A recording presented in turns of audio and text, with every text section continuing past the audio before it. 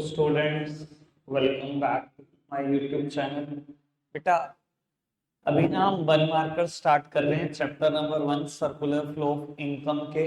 One markers में बेटा हमें हर टाइप का क्वेश्चन डिस्कस करना है, चाहे फिलअप हो बेटा, चाहे मैचिंग हो, चाहे बेटा ट्रू फॉल्स हैं, चाहे बेटा एमसीक्यूज हैं, असर्शन रीजनिंग है, स्टेटमेंट बेस्ड क्वेश्चन है।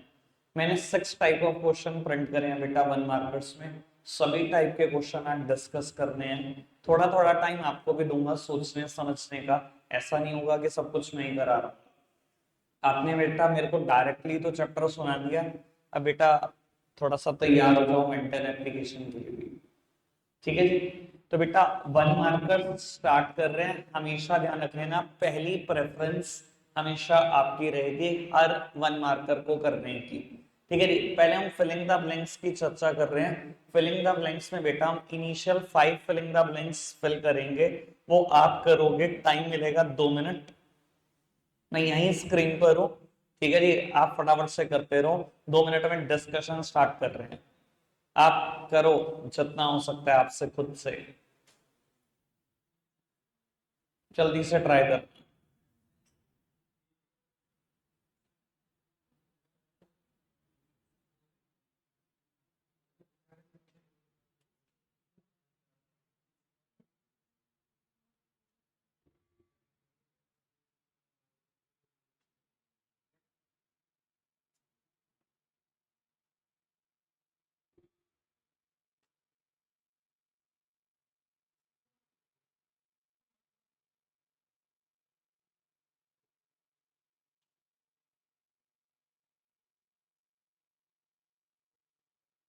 Last minute left. इस 1 मिनट बाद डिस्कशन शुरू हो जाएगा बेटा। इससे ज्यादा टाइम नहीं दे सकते, थोड़ा टाइम बाउंड रखेंगे चीजों को।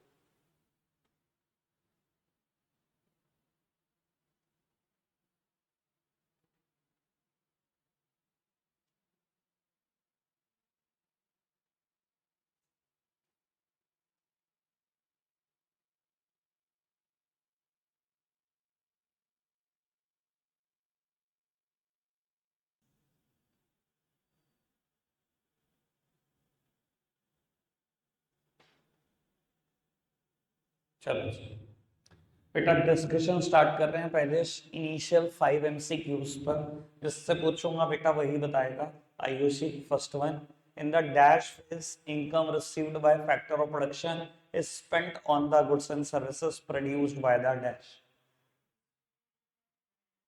डिस्पोजिशन। मुझे पता था बेटा इसमें ज्यादातर बच्चे डिस्ट्रीब्यूशन लिखेंगे। बेटा अगर आप देखो तो प्रैक्टिकली बात यहां से लेकर पूरी यहां तक है। खाली ये नहीं बात हो रही कि इनकम रिसीव कर रहे हैं फैक्टर ऑफ प्रोडक्शन, वही कहना चाह रहा है in the dash phase income received by the factor of production is spent upon goods and services. कौन सी फेज में जो इनकम रिसीव करते हैं बेटा वो खर्च दी जाती है गुड्स एंड सर्विस पे। तो डिस्पोजिशन फेज है ये बेटा, जिसको हम एक्सपेंडिचर फेज भी लिख सकते हैं। अगर आप चाहो तो एक्सपेंडिचर फेज लिख देना या डिस्पोजिशन फेज। और बेटा goods and services produced by the firm, वो तो हमें पता ही है इकोनॉमी का एक ही सेक्टर गुड्स और सर्विस को प्रोड्यूस कर सकता है। आगे बढ़ाते हैं। In a two sector economy there is no dash and dash sector. Two sector economy में कौन कौन सा सेक्टर एग्जिस्ट नहीं करते Sachi? Government and foreign sector. I hope सबने ठीक किया होगा ये। Third one, dash variable refers to that variable which is measured at a particular point of time। Riddhi, stock variable measure होता है at a particular point of time. Very good. आगे बढ़ाते हैं। अच्छा किसने 4 को फिलिंग द ब्लैंक्स नहीं रहने दिया? किसने कर दिया सॉल्व? क्या लिखा answer? Very good, real flow. Real flow क्यों मैं बता देता हूं बेटा। कहता है dash flow determines the magnitude of growth process in an economy. कौन सा फ्लो बेटा ये बताता है कि ग्रोथ का मैग्नीट्यूड कितना है, मतलब किस तेजी से ग्रोथ बढ़ रही है। कहने का मतलब कुल मिला कितना है बेटा, सिर्फ रियल फ्लो बताता है। ऐसा क्यों बेटा? रियल फ्लो आपको याद है हाउस होल्ड और फर्म एग्जिस्ट करते हैं, तब हमने कहा था बेटा हाउस होल्ड ने फैक्टर सर्विसेज दी और बदले में इनको गुड्स एंड सर्विसेज ही मिल गए। कोई भी मनी का फ्लो नहीं है, बस गुड्स एंड सर्विसेज का फ्लो है। याद है ना बेटा? वो एक बात बताऊं आपको, हाउस होल्ड जितने एक्सटेंट पर, जितने ज्यादा लेवल पर फैक्टर सर्विसेज देंगे, इसका मतलब ये नहीं है कि उतना ज्यादा प्रोडक्शन हो रहा है इकोनॉमी में, और प्रोडक्शन मतलब उतना ज्यादा जीडीपी हो रहा है, यानी कि उतनी ज्यादा ग्रोथ होगी इकोनॉमी की। तो बेटा ये इकलौता फ्लो ऐसा है जो डिटरमाइन करता है मैग्नीट्यूड ऑफ ग्रोथ। अगर बहुत ज्यादा फैक्टर सर्विसेज दी जाएंगे, इसका मतलब है बेटा इकोनॉमी में बहुत ज्यादा प्रोडक्शन की तैयारी चल रही है, बहुत ज्यादा जीडीपी प्रोड्यूस कर रहे हो आप, और अगर ज्यादा जीडीपी प्रोड्यूस कर रहे हो, it is an indicator of economic growth. तो आंसर इज रियल फ्लो। समझ आती है बेटा बात? चलो जी आगे बढ़ाते हैं, लास्ट वन डिस्कस करते हैं। Dash flow, dash variables are time dimensional. Sani क्या कहते हो जी? फ्लो, फ्लो ही टाइम डायमेंशनल है, स्टॉक तो टाइम इन्वॉल्व ही नहीं करता बेटा। नेक्स्ट 5 6 to 10, 2 मिनट स्टार्ट हो गए हैं अब।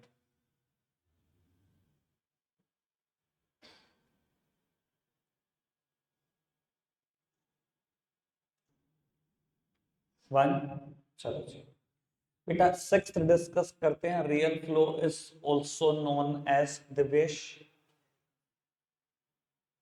रियल फ्लो, रियल फ्लो और मनी फ्लो के डिफरेंस में तो कहीं पे भी ये बात नहीं है, तो स्टॉक वर्सेस फ्लो में पहली बात। रियल फ्लो का दूसरा नाम है फिजिकल फ्लो। आगे बढ़ाते हैं भाई, इस चैप्टर में तो ना ही फंसो यार। In a two-sector economy, household sector supplies factor services only to dash, and the firm hire factor services only from dash. Exact wording मैंने बोली थी explanation में, जब circular flow in two sector बोला था करणवाल जी। Household sector supplies factor services only to firms, and firms hire factor services only from households. Done? चलो जी। Real flow involve exchange of dash and dash. Parth, very good. Goods and services. Ninth, dash is also known as nominal flow. Rachit, money flow, money flow का ही दूसरा नाम nominal flow है। And dash phase involve flow of factor income, ये from 2 बार लिखा गलती से। Dash phase involve flow of factor income from firms to the house hold. क्या कहता है दिव्य? डिस्ट्रीब्यूशन फेज या डिस्ट्रीब्यूशन ऑफ इनकम फेज या इनकम फेज, कुछ ही लिख दो। ठीक है जी। लास्ट वन, एक सेकंड, मैंने 10 तक करा दिए है ना, 10 तक डन है। 11 to अब 20 कर लो, सॉरी 14 ही है क्या? 11 to 14 कर लो और 9 ट्रू फॉल्स कर लो। ठीक है जी, 11 to 14 डन करो और 9 ट्रू फॉल्स कर लो बेटा। ठीक है जी, अब टाइम लेंगे बेटा 3 मिनट। बेटा 11th one, Kunj, dash variable is a dynamic concept. Flow variable is a dynamic concept. Stock is a static one. Ayush, flow of factor payment, flow of factor payment and payment for goods and services between households and firm is known as nominal flow, मतलब money flow. देखो बेटा, दोनों जगह पर पैसे की बात की है। Flow of factor payment and payment for goods and services, ठीक है ना अच्छी? नॉमिनल फ्लो मतलब मनी फ्लो, दोनों जगह मनी की बात हुई है, तो बिल्कुल ठीक। आगे बढ़ जाते हैं बेटा।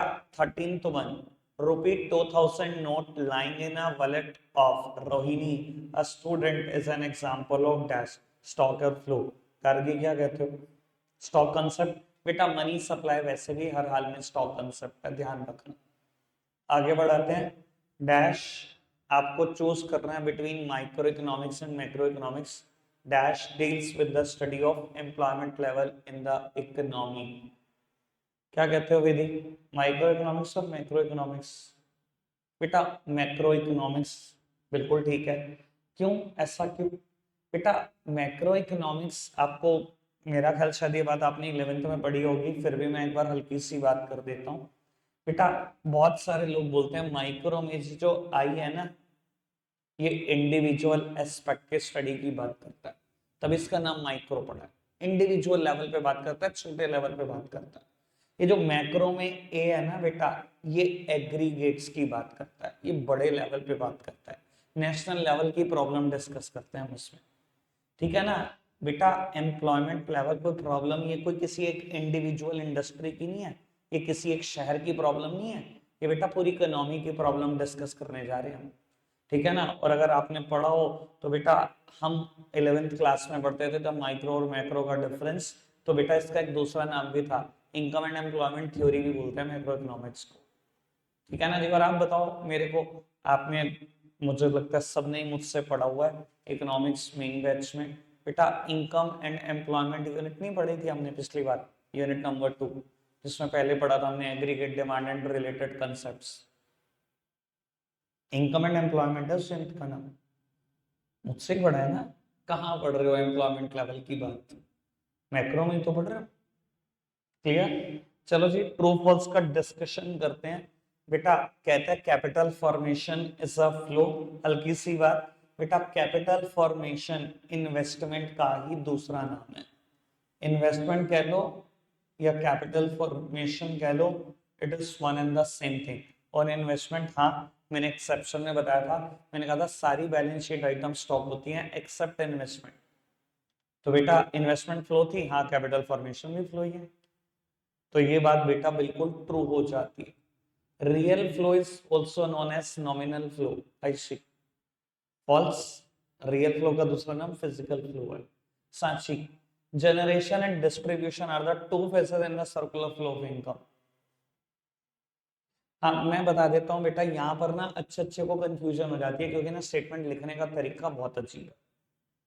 या तो आप स्टेटमेंट को ऐसे लिखते हैं, generation and distribution are the only two phases in the circular flow of income, तो समझ में आता है कि जी आप कहना चाह रहे हो कि यही दोनों फेस है। लेकिन अगर आप ऐसे लिख रहे हो कि जनरेशन और डिस्ट्रीब्यूशन दो फेजेस हैं सर्कुलर फ्लो ऑफ इनकम की, तो मन में दिमाग में विचार क्या जाता है, हाँ टोटल 3 फेजेस हैं, लेकिन क्या ये दोनों फेज हैं, हाँ ये दोनों फेज तो हैं। तो ये थोड़ा कंफ्यूजन क्रिएट करने वाला है। अगर आपको यही बोलना है ना, आपके दिमाग में ये चल रहा है कि मैं बच्चे से ये पूछना चाहता हूं कि ये सिर्फ यही दोनों स्टेजेस हैं, तो बेटा यहाँ पर ना ओनली वर्ड आपको लिखना पड़ेगा, अदरवाइज ना स्टेटमेंट का मतलब थोड़ा गलत सा निकल रहा है, ठीक है जी। जो सांची बोल रही है आप आंसर उसी हिसाब से लिखेंगे, आंसर आपको ट्रू लिखना पड़ेगा, जबकि बेटा बहुत सारी बुक इसको फॉल्स लिखती हैं। समझ लो ना मैं क्या कहना चाहता हूँ, क्लियर है बात।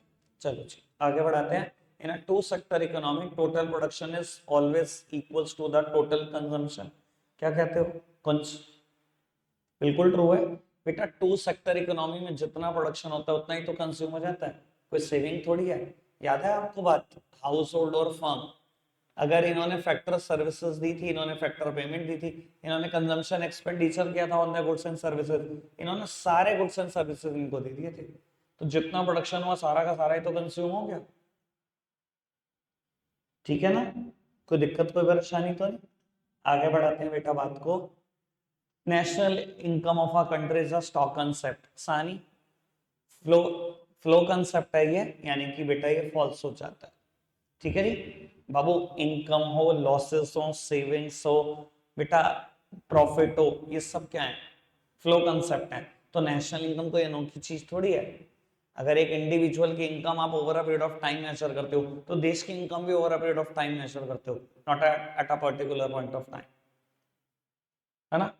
चलो जी आगे बढ़ाते हैं। Circular flow of income does not take place in a closed economy, Riddhi क्या कहते हो, फॉल्स है भाई। सर्कुलर फ्लो क्लोज्ड इकोनॉमी में क्यों नहीं हो सकता, हमने पढ़ा नहीं circular flow into sector economy, वहां पे भी तो क्लोज्ड इकोनॉमी थी, तो पढ़ा तो था।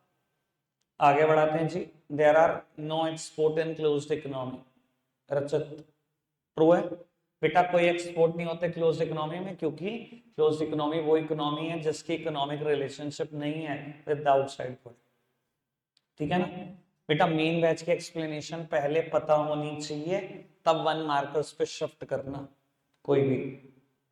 आगे बढ़ो जी। Inventory is a stock variable, क्या कहते हो जी Ritesh ji, inventory stock concept है, बिल्कुल स्टॉक कंसेप्ट है। मैंने कहा था बैलेंस शीट की हर आइटम स्टॉक कंसेप्ट है एक्सेप्ट इन्वेस्टमेंट। तो भैया बैलेंस शीट में तो दिखाते हैं इन्वेंट्री हम या क्लोजिंग स्टॉक, तो स्टॉक कंसेप्ट तो है, ठीक है ना जी। Last one, the problem of price determination of a product comes under the purview of macro economics. Divya क्या कहते हैं, ये ट्रू है फॉल्स है? लास्ट वन फॉल्स है। बेटा पहली बात तो प्राइस डिटर्मिनेशन करना हमने मैक्रो इकोनॉमिक्स में कभी नहीं सीखा। माइक्रो में सिखाते थे हमें, जहां डिमांड और सप्लाई इंटरसेक्ट कर देते हैं वहां प्राइस डिटरमाइन होता है। दूसरी बात बेटा, ऑफ अ प्रोडक्ट, एक प्रोडक्ट की बात यार, इंडिविजुअल, अभी मैंने आई का मतलब बताया था आपको माइक्रो में, इंडिविजुअल चीजों की स्टडी नहीं करते हम मैक्रो में। बढ़े आगे, two types of question done. थोड़ा सा कॉन्फिडेंस मिलेगा आपको, मैं बता देता हूँ, थोड़ा सा नहीं, ज्यादा सही मिलेगा अगर खुद से कर रहे होंगे तो। अगर मेरे आंसर बोलने की वेट कर रहे होंगे तो गलत बात है। बेटा मैच द फॉलोइंग कर रहे हैं हम सारे क्वेश्चन, ठीक है जी।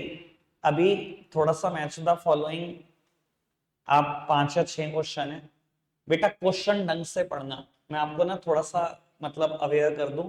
देखो पहला क्वेश्चन पता है क्या कहता है कि करेक्ट पेयर चूज करना है आपको, ठीक है जी। एक मिनट मेरी बात सुनो, ये कॉलम 1 में A B C D option है, ये कॉलम 2 में ना आप इनको ए बी सी डी मान लो।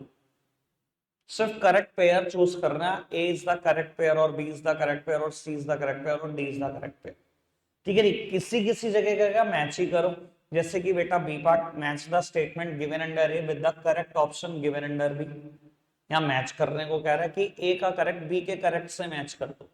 सी में देखना क्या कह रहा है, match the statement given under A with the correct option given under B, जैसे सेकंड में वैसे ही थर्ड में। फोर्थ कहता है match the statement given under A with the correct option given under B, same तरीके का क्वेश्चन। और फिफ्थ भी बेटा सेम तरीके का क्वेश्चन, लेकिन फर्स्ट क्वेश्चन इन सबसे अलग था, वहां बेटा मुझे करेक्ट पेयर चूज करना था, ठीक है जी। एक बार फटाफट से देख लो, मार्क कर लो, और उसके बाद हम एमसीक्यूज पर शिफ्ट करेंगे।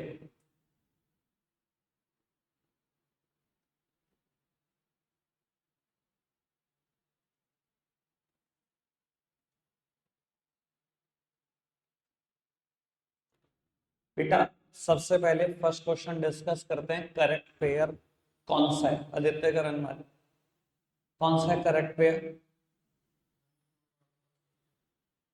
Money flow, money flow A option correct pair है। करेक्ट पेयर का मतलब समझ रहा है ना भाई?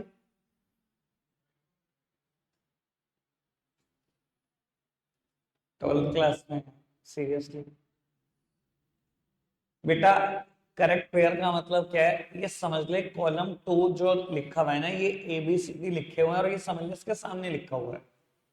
अब ये तो देख, ए का ए के साथ क्या करेक्ट मैच है, या बी का बी के साथ करेक्ट मैच है, कोई एक ही ठीक होगा।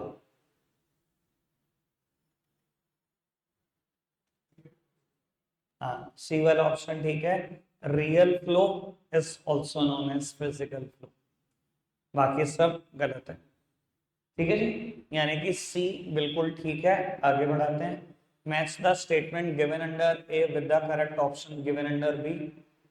क्या कहते हो गार्गी, स्टॉक के साथ कौन सा ऑप्शन मैच कर जाएगा, स्मॉल ए और स्मॉल बी? B obviously. बेटा स्टॉक का एग्जांपल नेशनल वेल्थ है, national income is a flow variable, ठीक है ना जी। तो बेटा इस फर्स्ट के साथ नेशनल वेल्थ मैच करेगा।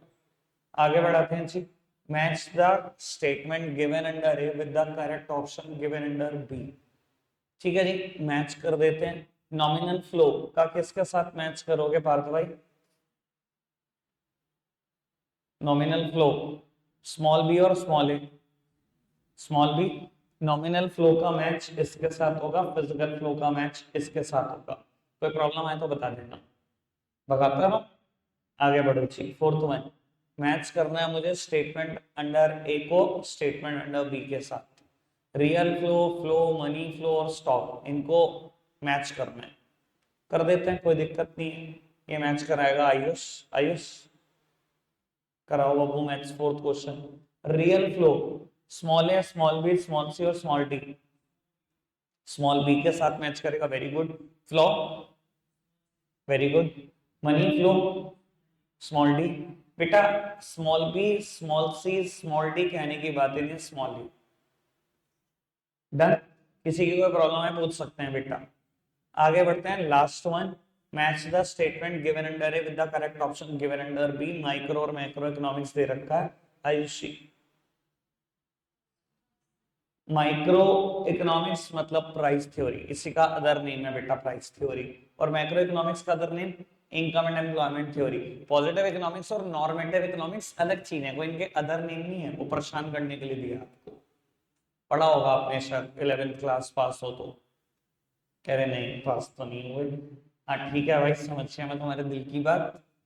ठीक है जी, एमसीक्यू कर रहे हैं बेटा। इनिशियली 3 इन 10 सेकेंड्स, 10 सेकेंड है आपके पास, 3 क्वेश्चन।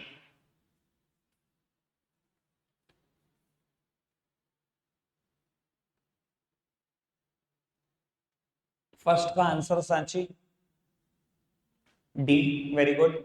सेकंड का answer not an example of flow variable. अब मैं आपको एक चीज और बता देता हूँ, तो वो कुछ ना सक्सेस मंत्र मैं तुम्हें अब देने जा रहा हूं अपनी तरफ से, आज ही दूंगा 2 बातें। एक पहले सुन लो, कभी भी आपको क्वेश्चन नेगेटिव सेंस में देना, जैसे कि इसने बोला विच of the following is not an example of flow variable, इनमें से कौन सा फ्लो वेरिएबल का एग्जांपल नहीं है, question is in negative sense. हमेशा कोशिश करो इन चीजों को ना पॉजिटिव सेंस में सोचो। इनमें से कौन सा फ्लो कंसेप्ट नहीं है, मैं हमेशा इसको ऐसे सोचता हूं, इनमें से कौन सा स्टॉक कंसेप्ट है।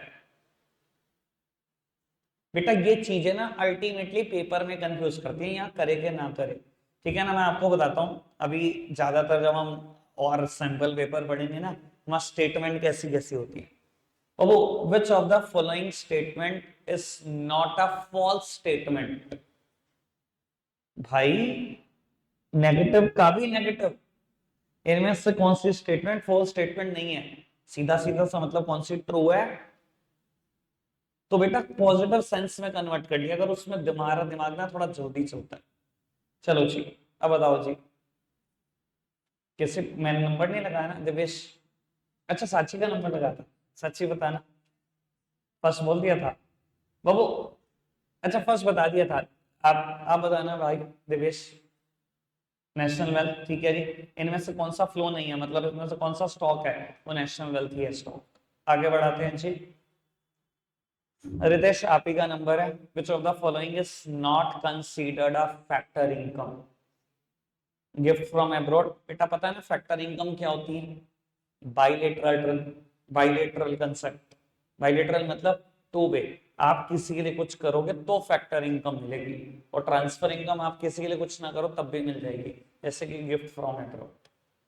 नेक्स्ट 3 करने शुरू करेंगे बेटा, next 3।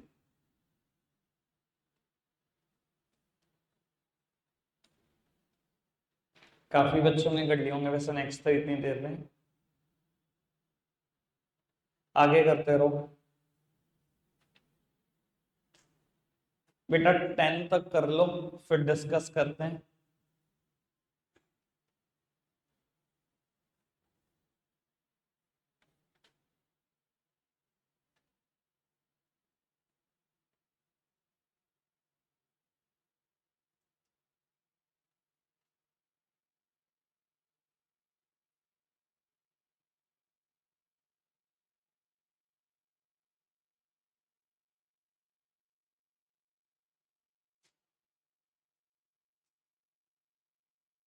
Sector economy consists of, Kananwar, A, household and farm. Fifth one, stock variable is defined as the variable which is Sani.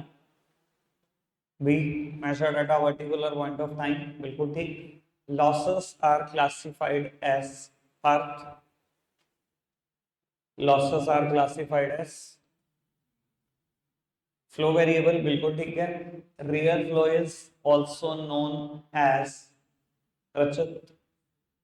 Physical flow B part, बिल्कुल सही।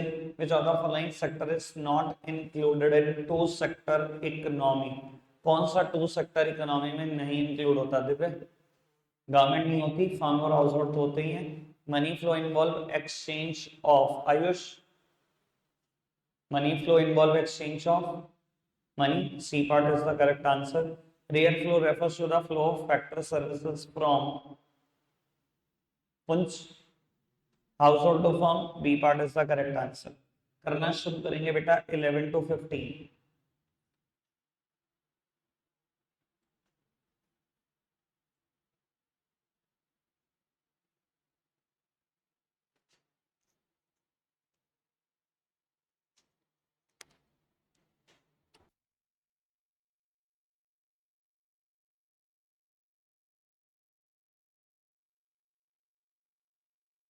15 तक डन करो.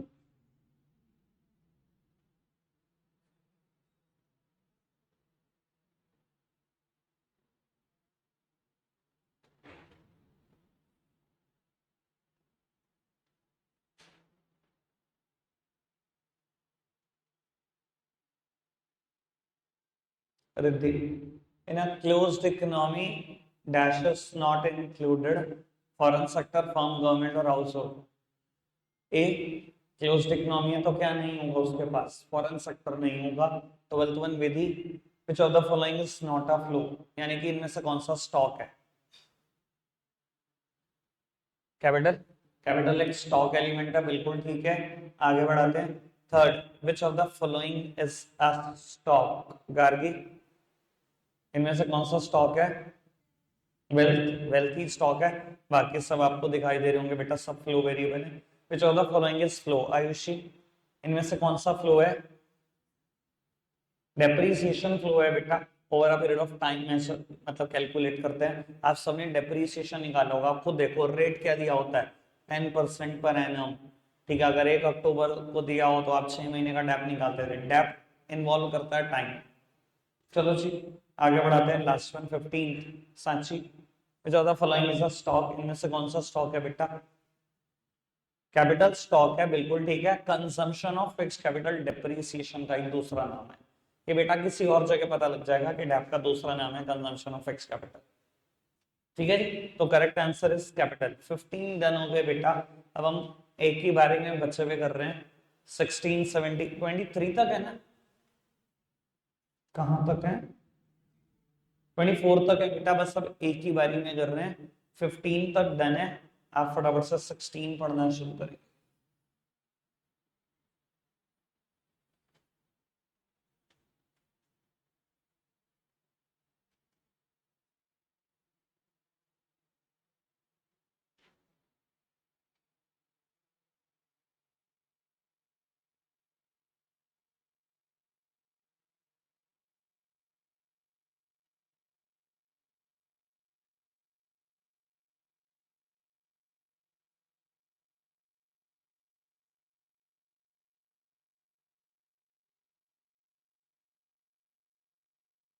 Barter economy is known as. A नहीं भाई, it's B. ए कैसे हो सकता है बेटा. सर्कुलर फ्लो में ना रियल फ्लो और मनी फ्लो दोनों का कॉम्बिनेशन होता है. सर्कुलर फ्लो, सर्कुलर फ्लो पढ़ा था in two sector economy. Real flow और मनी फ्लो को जोड़ो तभी तो बन जाता है circular flow. The inner loop is real flow, explanation का 6 पॉइंट याद करो. And outer loop is money flow. तो अगर पैसा आ गया बार्टर सिस्टम कैसे कह सकते हो उसको. वो सिर्फ रियल फ्लो है. इसका मतलब फर्स्ट चैप्टर भी तैयार नहीं हुआ आपका. दो ऐसे ऐसे क्वेश्चन पे आप आज फंस गए हो जिसको मतलब मैं कुछ समझ ही नहीं रहा था. 17 है, पढ़ लेता. Continuous sectoral flow of goods and money in an economy is known as. हाँ बिल्कुल ठीक है जी, इसका आंसर सी है, circular flow. Karanwal, in a two sector economy dash depends on dash for supply of factor services. Very good. Firms और दूसरा है हाउसहोल्ड, यानी कि आंसर इज ए. देखो मैं आपको ना बता देता हूँ, हम ना बहुत एक्सटेंड तक ना उतावले रहते हैं. ज्यादातर बच्चे क्या होगा, इन टू सेक्टर इकोनॉमी नीचे देख के अच्छा ये ऑप्शन है चल हाउस होल्ड और फर्म. हमेशा पहला वर्ड हाउस होल्ड बोलते हैं हम. तो दिमाग में पता क्या रहता है, बस इतने उतावले रहते हैं कितना ही बड़ा इन टू सेक्टर इकोनॉमी, फटाफट से आंसर कर दिया हाउस होल्ड और फर्म. भाई साहब पहले क्वेश्चन पढ़ लो, उसने जान कैसा क्वेश्चन फ्रेम करा कि पहले आंसर आप फर्म लिखो. Dash depends on dash for supply of factor services. Firm depend करती है हाउस होल्ड के ऊपर कि वो फैक्टर सर्विस हमें सप्लाई करें, क्योंकि फैक्टर सर्विस सिर्फ हाउस होल्ड दे सकते हैं. ठीक है ना जी, थोड़ा देख के। 19th, which of the following is included in real flow? किसका नंबर हो चुका है? हो चुका है साइन। Answer is C, flow of goods और फ्लो ऑफ सर्विस दोनों आ जाएगा इसमें। 20th part, inventory dash concept where as change in inventory dash concept. Yes बिल्कुल ठीक है।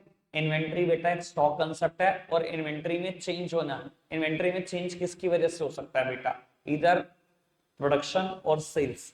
जब दोनों ही ये फ्लो हैं तो चेंज इन इन्वेंटरी क्या होगा? अपने आप में फ्लो ही होगा भाई। स्टॉक में इन्वेंटरी में चेंज प्रोडक्शन की वजह से होगा या सेल्स की वजह से होगा?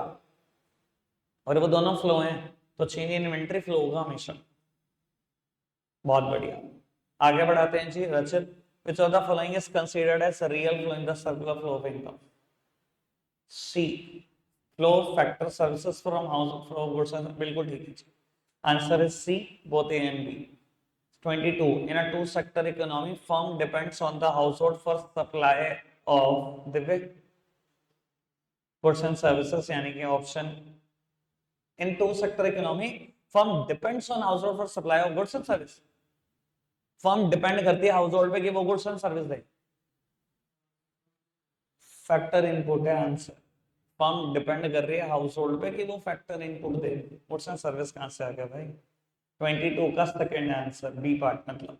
which of the following is considered as a part of nominal flow in the circular flow of income? Ayush, flow of factor payment from house, बिल्कुल ठीक है जी, बी पार्ट इसका भी करेक्ट आंसर है।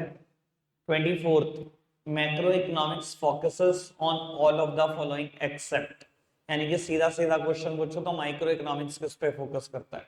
कुछ डी, कॉटन टेक्सटाइल इंडस्ट्री, बिल्कुल भाई। हम एग्रीगेट की बात करते हैं, हम एक इंडस्ट्री की स्टडी नहीं करते मैक्रो। वो एक इंडिविजुअल कंसेप्ट है, वो माइक्रो का पार्ट है बेटा। असर्शन, रीजनिंग और स्टेटमेंट बेस्ड क्वेश्चन रह गए हैं, वो नेक्स्ट लेक्चर का पार्ट है मेरे। ठीक है जी, नेक्स्ट लेक्चर में उनको खत्म करके मैं चैप्टर 2 शुरू कर दूंगा।